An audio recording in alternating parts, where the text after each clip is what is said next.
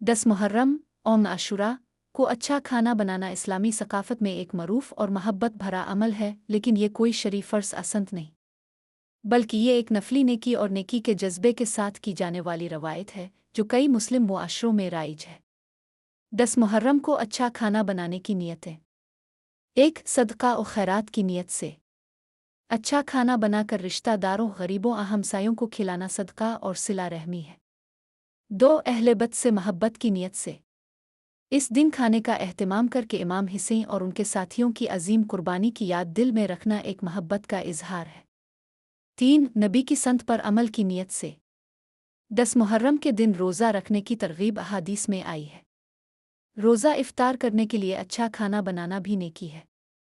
याद रखें, 10 मुहर्रम कोई त्यौहार नहीं बल्कि गम और सब्र का दिन है। लिहाजा खुशी का मुजाहरा, जैसे मौसीकी, हंसी मजाक, दिखावे वाला खाना नहीं किया जाता। खाना सादगी और नेकी के जज्बे से होना चाहिए, न कि दुनियावी फ़ख्र के लिए। 10 मुहर्रम को अच्छा खाना कैसे बनाएं?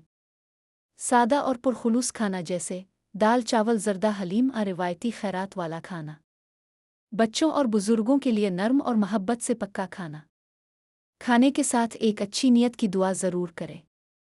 अल्लाह इस खाने को वसीला बना दे हमारे गुनाहों की मुआफ़ी, अहले बैत की महब्बत और गरीबों की मदद का। आमीन।